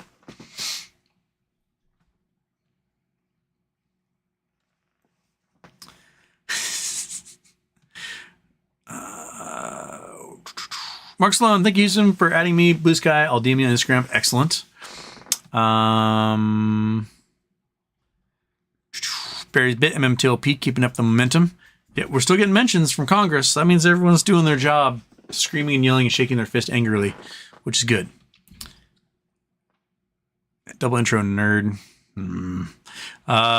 Still selling first GMA share, 100,000. Anything changed? Nothing's really changed. The only thing that's changed is that I still don't have 1,000 shares, which is what I want. So I need to get there, and I will get there, and we will all get there together. Oh, Milkman, I think I donated anonymously yesterday. Stupid work. I'll try again next month. Okay. Oops. Personal no name. Yes. Thanks, Houston. I'll use I won't use blank as my name. Jay Geyser just joined. You got any more of those Blue Sky codes? You'll have to get them next month when we do Charity Tuesday. So, Moo Poolin, can you explain the theory behind the decentralized market that Teddy will trade on, please? That is a speculation, a conspiracy speculation. The idea is that Teddy shares, whatever form they may take, will basically trade on a crypto-based market, like T0, but probably more specific to GameStop and Ethereum-based, likely. And that there'll be a ledger and it'll be impossible to naked short. So that's it. That's likely how the stock market may have to move in the future. There's talk, the DTC has mentioned it, about doing a blockchain type market since they're already trading electronically. I don't think it'll be that hard for them to actually just go into the code for the fast system and be like, you can't create shares anymore. Done. But they can create shares out of thin air whenever they want. And that's what every market maker does when they sell naked. So just removing that power from the market makers might be enough to make people stick with the markets the way they are. But if others see a success happen on a blockchain-based market, they'll move over there. Scruff McGruffington 2828. The name Scruff McGruffington 28, not Scruffy. Oh, sorry. You also blocked someone that donated. Not cool. I blocked someone? Who would I block? I haven't blocked anybody, to my knowledge. Scruff McGruffington. Who did I block? I will look into it. Give me the name and I'll mention it down. But I haven't blocked anybody. So maybe the mods did. I don't know. But if they did, it might have been something nasty that happened. Future Sunday, happy birthday, huge dork. Why do we have trade wins? Are they good traders? Can they trade in the OTC markets? They can blow over the OTC markets all they want. I don't think they can trade in those markets. We have trade wins because warm air rises from the equator constantly. As it rises from the equator, it hits the upper atmosphere and gets blown out to where it cools and drops down. That's often over the 30-degree latitudes. So that's why you have your great deserts, the Gobi Desert, the Australian Outback, Mojave, Kalahari, Sahara, Arabian. All those are largely found in the 30-degree latitudes.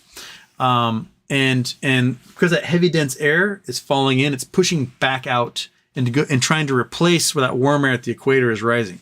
So you have island chains in the Pacific, like Hawaii, that have near constant year-round trade winds as a result of that air from, say, the Mojave Desert, Sonora Desert, blowing across the Pacific, trying to replace the air that's rising over the equator.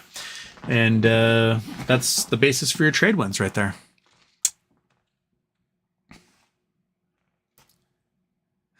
Anxiety Lord, ouch, but truth hurts. It's hot dish, not casserole. The Midwestern urge to turn everything into a casserole is extremely hard. Extremely ingrained into your DNA. And you call it hot dish as you want. But I've seen video of Midwestern women going to Dairy Queen, getting a dozen cones, sticking those into a casserole dish, mashing them up, and then eating it like a casserole. So it is so deeply entrenched into that Midwestern genome of yours. And you might call it a hot dish. We call it a casserole. but that's what you're doing. No says, it seems so obvious Gensler has no interest in retail investors. Houston, happy birthday. If your broker was Deutsche Bank, would you still use that broker?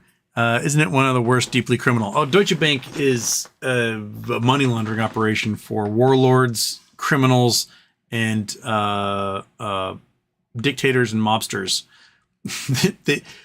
All they do is they get busted for laundering money for criminals, and then they get fined for it, and they go, oh, we won't do that again.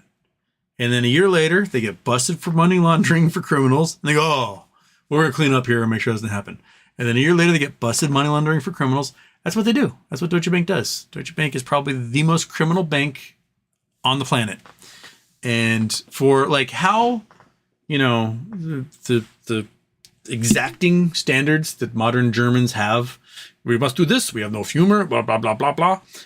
They sure commit a lot of crimes at their bank. So yeah, I personally, as like someone who cares about other human beings, or at least tries to, I would not want to do business with Deutsche Bank, because I feel like that's like a passive endorsement of drug runners, dictators, warlords, and like Russian mafia. So, I'm a Deutsche Bank fan.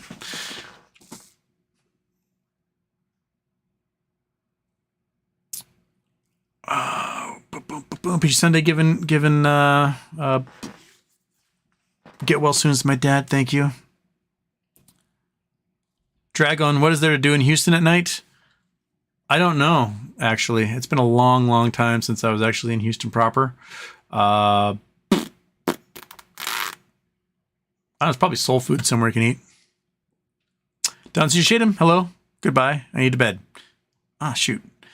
Didn't hear if Don needs that code or not. Because I did give him a code last time. KYP Houston, thoughts on how this affects Moo. My guess is that all the shares sold recently on Moo are probably fake. And they're going to need to close those rapidly. If Moo is generating those shares and selling them to you, then if it's coming from a market maker or someone else, then Moo might be okay, might be able to survive that. But yeah, the fact that Moo sold so many shares and no one will take them. Like people are trying to transfer into Schwab and others, and they're like, we don't want them. So my guess is that those aren't real shares that everyone's buying on Moo. So they're definitely going to have to get closed out. LGBM777 PPC just posted on the PP Show subreddit. We won.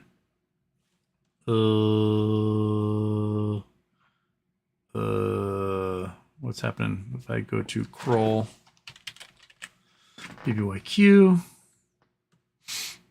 docket, anything posted? Ooh, a whole bunch of certificate notice. That doesn't help me with anything. Affidavit, source core structuring, monthly fee statements. Okay, not seeing anything there.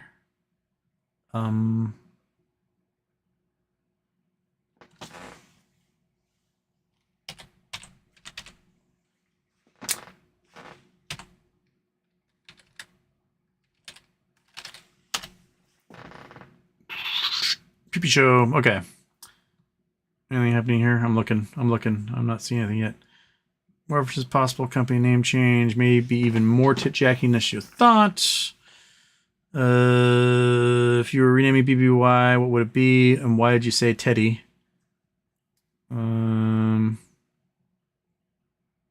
Advertisement.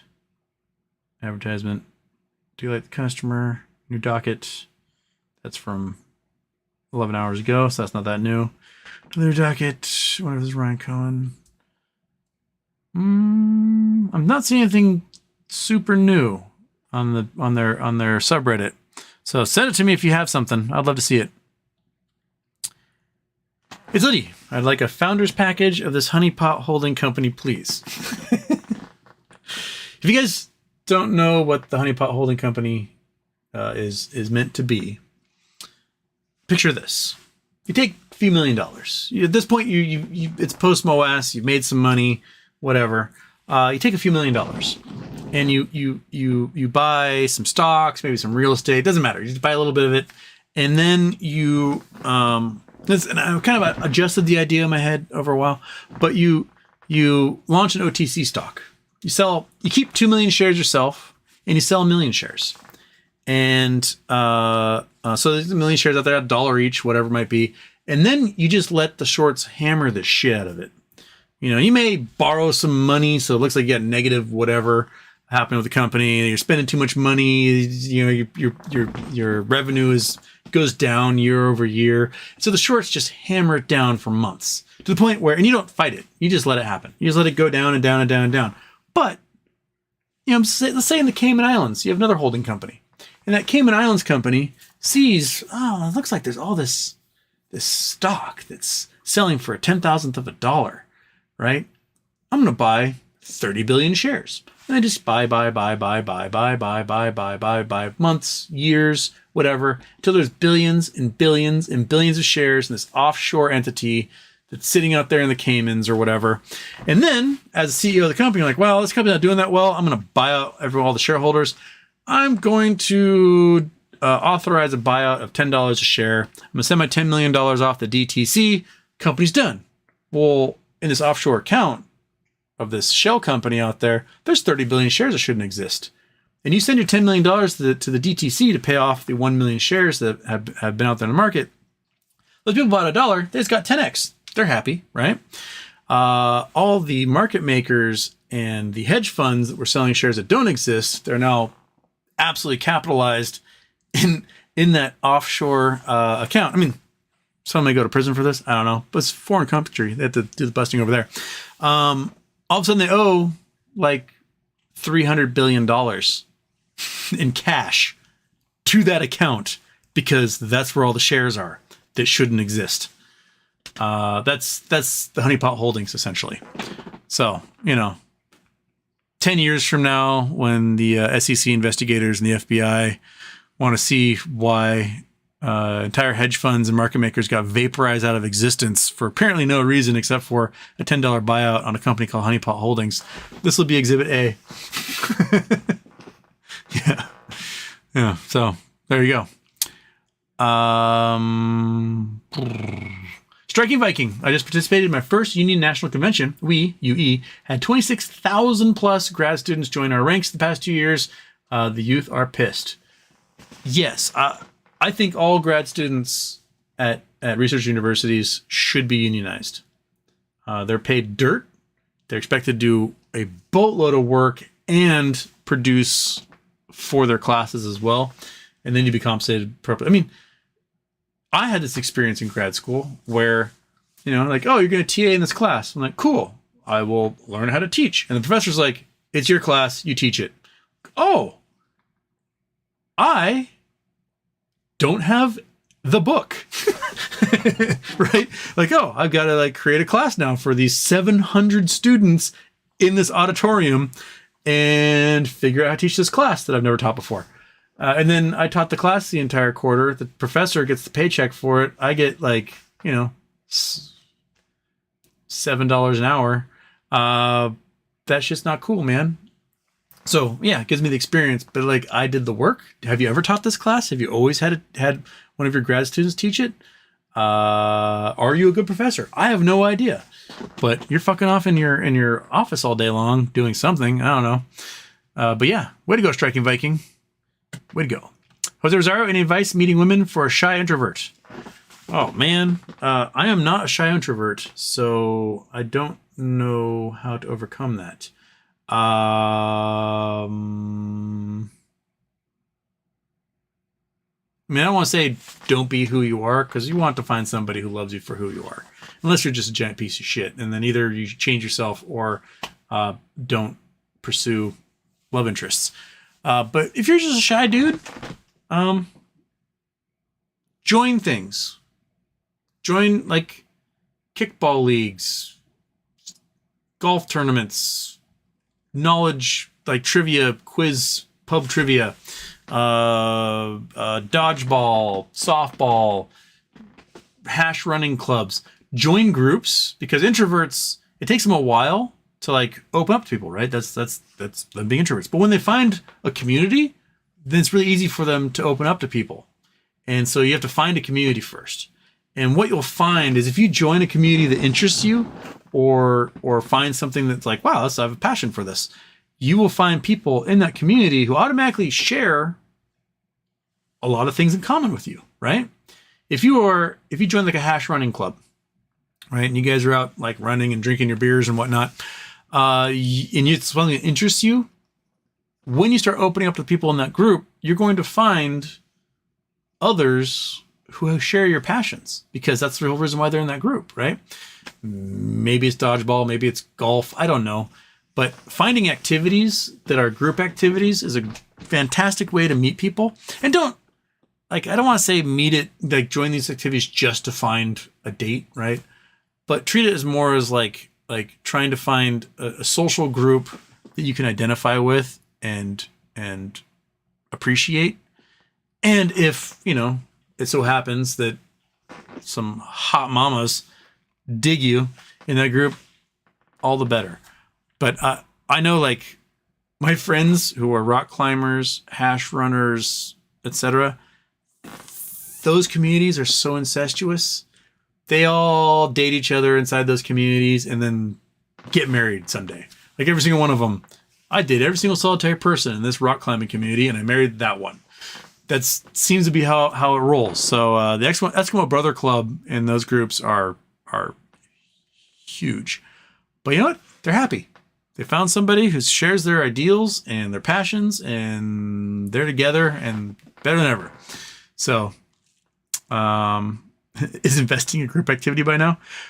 The thing is, it's not as like an in-person one. You can find love over the internet. I know people who have, but I'm more of a tactile person. I like in-person meetings over Zoom calls.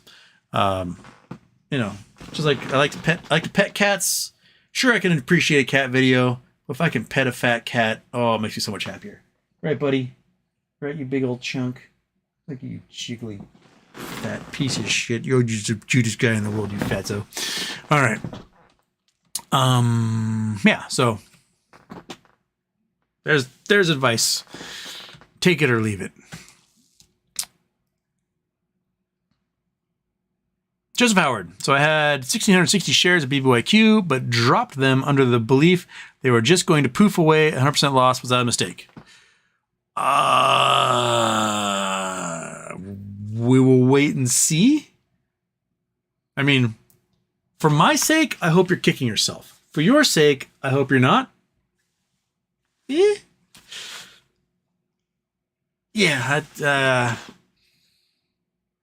Oof. That's what I'll say.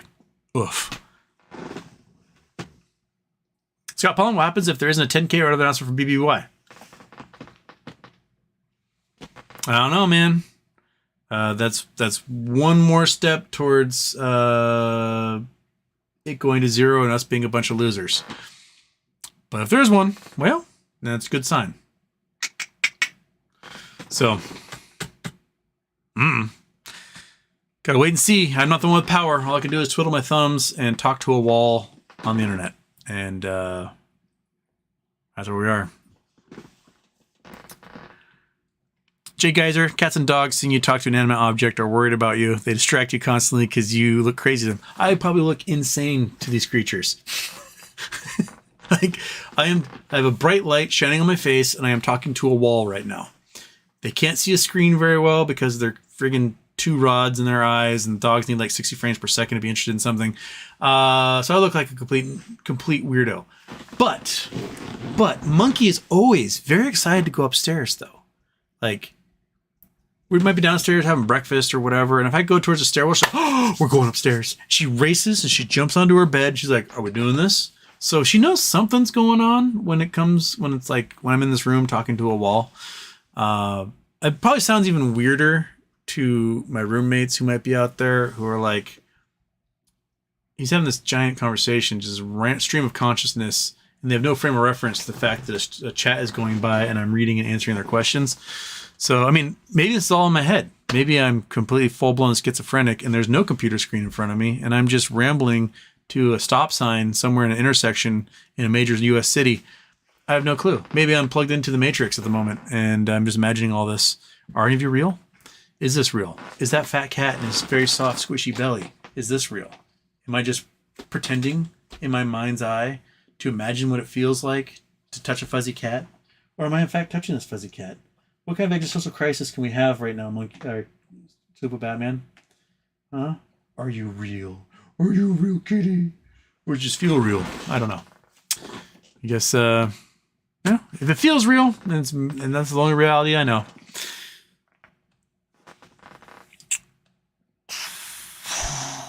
KYP, Houston. Do you think Fidelity will open BBYQ up for trading after 10K is filed? I think there's a chance, man. If it asks for it, and it's like, hey, we filed this thing, now we're going to ask to go back on the NASDAQ, I think they got to take it off the expert market at that point. Series 54, BBBYQ to 420. Totally, brah. J Geyser, surplus dust moving into our solar system over the next 20 years. Spiral galaxy tentacles of dust come around every 6,000, medium dusticle, and 12,000 year major dusticle.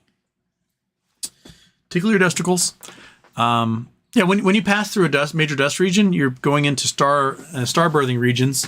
So they'll be, getting closer to big old gas zones where stars are being born.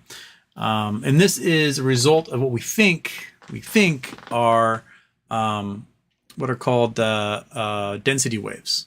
And I think I talked about density waves a few weeks ago, where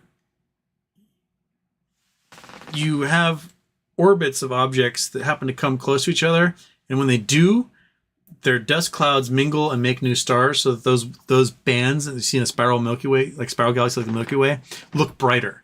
And then they pass through those regions, gets a little bit less dense, and they meet up with the next one a couple thousand years later, and they make more stars, and that region gets brighter. So we pass through these, and it takes us about, it's about 120 million years? Or is it 240 million? Oh, crap. We'll call it 200 million years or so for our solar system to make one full revolution around the galaxy.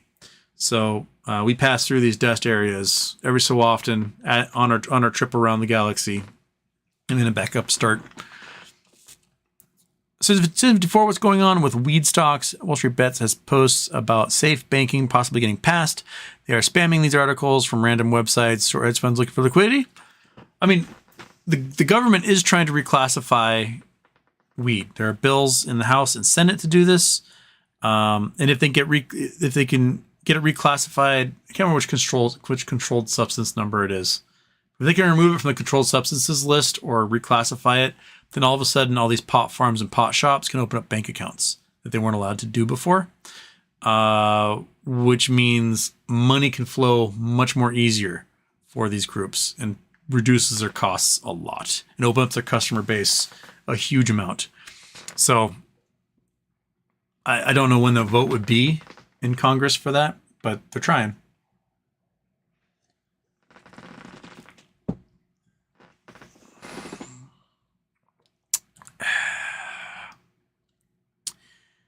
J Geyser, micronova baby, major electrical storms and a weakened magnetic field, Earth tilts, Mars, auroras, Neptune, wind direction change, cats and dogs living together. Adam Watkins, yeah, I remember back in 0708, I'm starting to see real estate buyers backing out of deals, like fourplex apartments. But I keep hearing the economy is strong. Yeah, I heard that before. Just remember, December 2007, the Bush administration went out of their way to pass some certain rules and regulations for a soft landing because they knew the housing market was slowing down. We knew by winter 2007 that home prices were going to drop. And I'd actually made a bet with a friend. She had just bought a condo. And she told me the price she paid for it. And I was like, what are you doing? She's like, what? No, real estate goes up forever. I was like, no, it doesn't. It doesn't. She's like, it does. It just goes up and up and up and up. And I'm like, no, we're going to hit a cycle. And what you just paid for that condo is that condo's going to be like half as much a couple years from now. And she was like, nah. And she's like, I'll bet you it won't. And I was like, I'll bet you $10 that your condo will be worth $100,000 less than it is now, like 2 years from now. You're on. And yeah, she lost that bet. She owed me $10. And I was like, keep the $10. You need it more than I do at this point, because you were so underwater in your condo. But yeah, that's right about now. We're experiencing 2007 right about now. What are you doing, monkey? You're bumping my chair, man. What's up? You want to go here? Walk. Come on, keep going. So I can sit back here again. There we are. I think this is the dog who realizes we're close to the end of the show and she wants treats, man. I am more than an hour behind. I got Striking Viking. It says, celebrate the first super chat for Striking Viking. Yay, Striking Viking, your first super chat. Houston, what's your favorite medieval knowledge?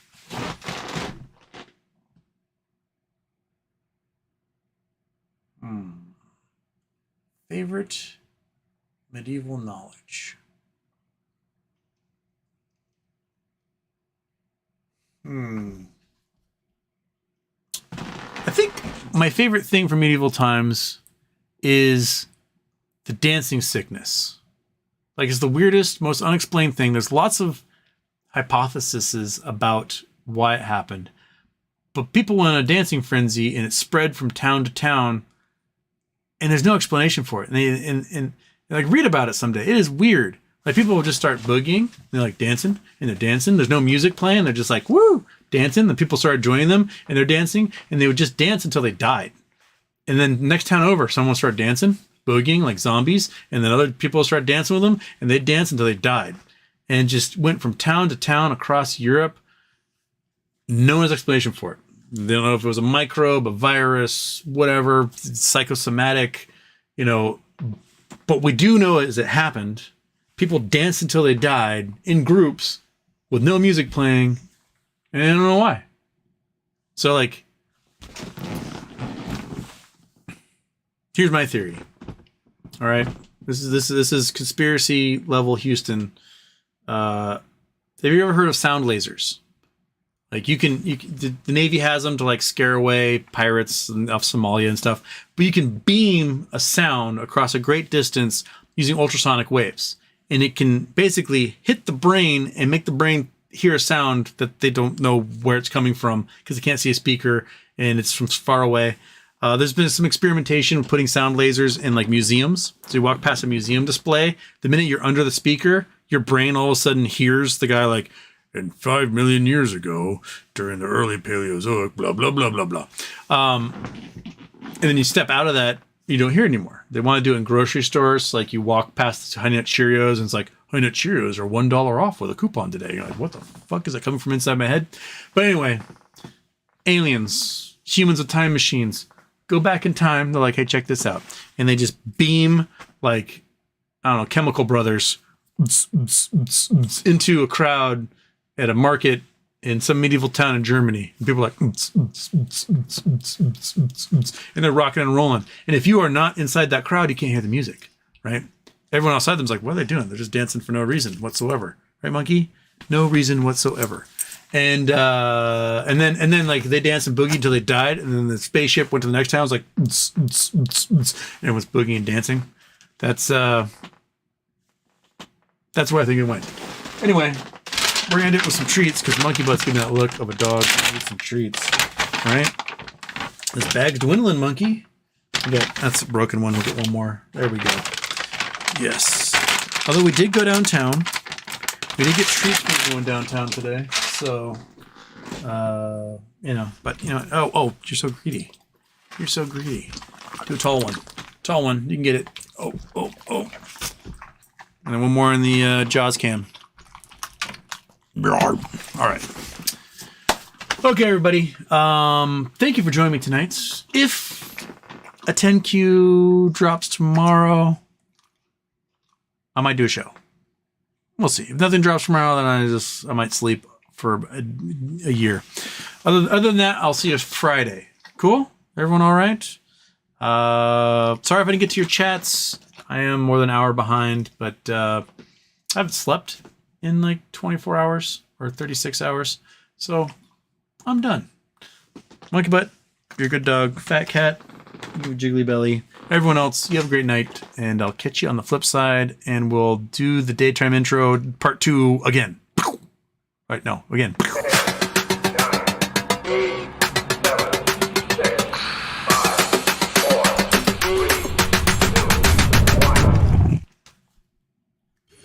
Houston, we have a problem.